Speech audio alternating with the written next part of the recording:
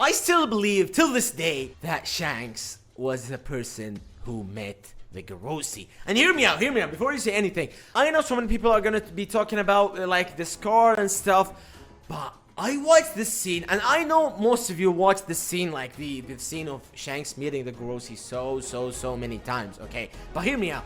After the introduction of Shamrock, yeah, like everybody, I was convinced that Shamrock was the man who met the Gorosei. It makes sense, right? Because the scar in his left eye and all of this, it makes sense for Shamrock to be the man who meets the Gorosei, because since like he's a holy knight, so he has the accessibility to meet the Gorosei like easily and stuff.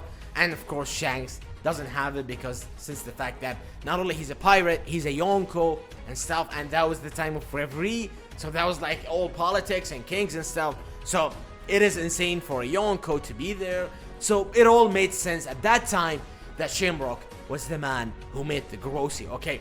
Until at that time, like, I was watching the scene like over and over again, and I thought about something. The minute Shanks entered the room, I'm not gonna be even talking about the idea of him covering himself to not let anybody watches him, and that's like suspicious, because if Shamrock is a holy knight, he has all the accessibility to meet the Gorosei without covering himself. Like, it is okay for a holy knight to meet a Gorosei, am I right? Because it is simple. Like, even the time when Figarland declared himself, Figarland Garling declared himself to be a Gorosei, at that time he just simply entered the room, but disrespectively, right? And that is why the Gorosei was like telling him, who do you think you are and such. But it is known, like, it is a common like idea or a common thing for the holy knights to enter like the room of the Gorosei, because they are like the highest power, like the highest authority, like under the Emu, like the system of Emu, Gorosei, and then holy knights. Like, it is insane. Like, after reading the previous chapter, we all know now that Gonku was the servant, was this female character that it was serving Emu-sama, simply, right? Because so the idea of the holy knights knowing Emu is not even a thing anymore, because it is a fact. Even so, because the Gorosei did not know that Figarland Garling is a Gorosei, and he declared himself to be a Gorosei. And this tells you what? This tells you that he was simply talking with Emu, and him and Emu, like Figarland and Emu, or Emu directly was talking to Figarland, and she or he told him that you are a Gorosei now because Saturn is dead. So the Holy Knights are so connected to the Gorosei and Emu, and they have all the accessibility and the authority to be the highest powers in the world government.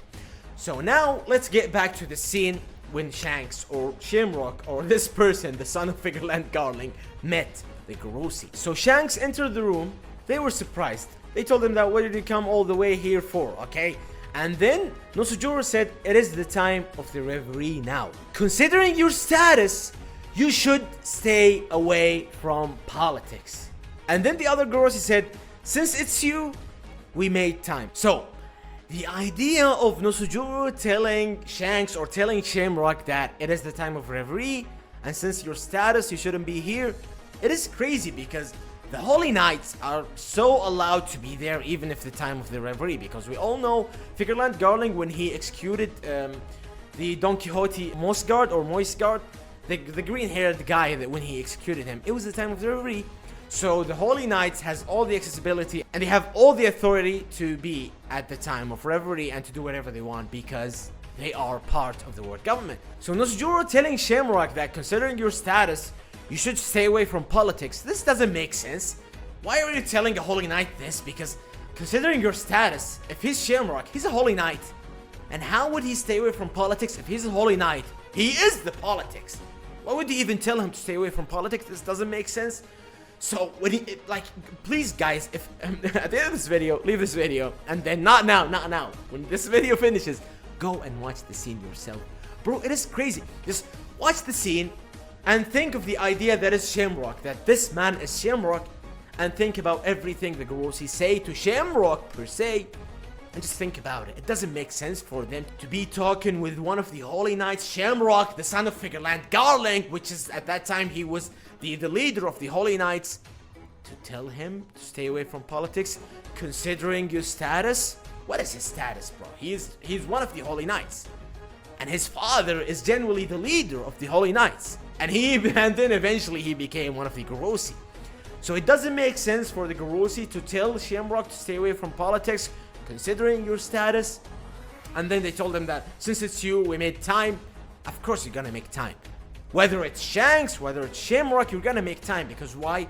Because of his father, because of Figarland family, because they have this power, like in the world government. So yeah, of course you're gonna meet him. So when you think about the idea of this person being Shanks, and they, like the Gorosei telling Shanks that considering your status, since you're a Yonko, you cannot be here. Like, you should stay away from politics because you're a Yonko now and it's the time of the reverie.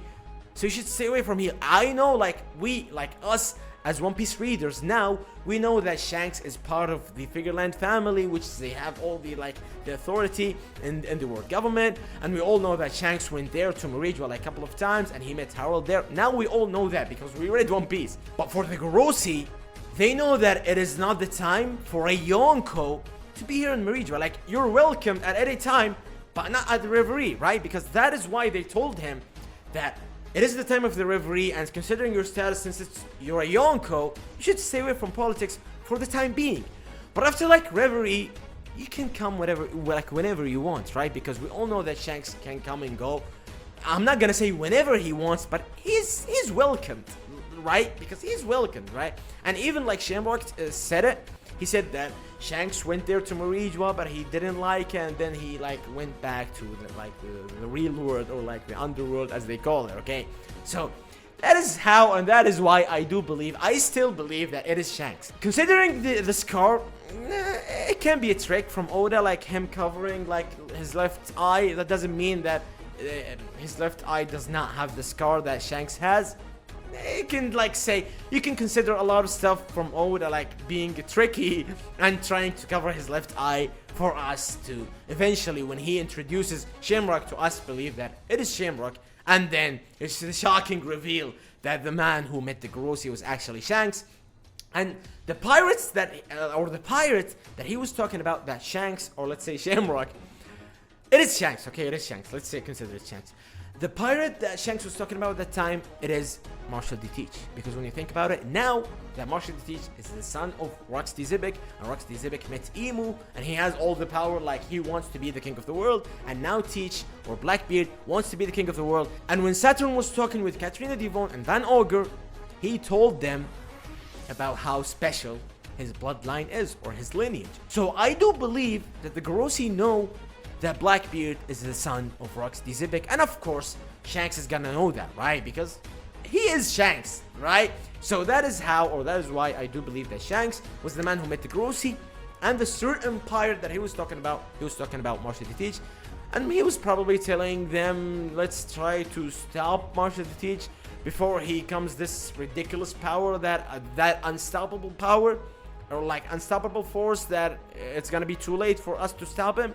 That is probably the fact that he wants like the ancient weapons. So can you imagine with how insanely powerful Blackbeard is right now, and him like taking the ancient weapons? It is gonna be like, he is gonna be unstoppable force, right? So I guess that is it. What do you guys think? I know this is a controversial take. I know some people are just, some people believe that, yeah, he is Shamrock and that is it. But I still believe that it is Shanks, okay? Thank you guys for watching. Mwah.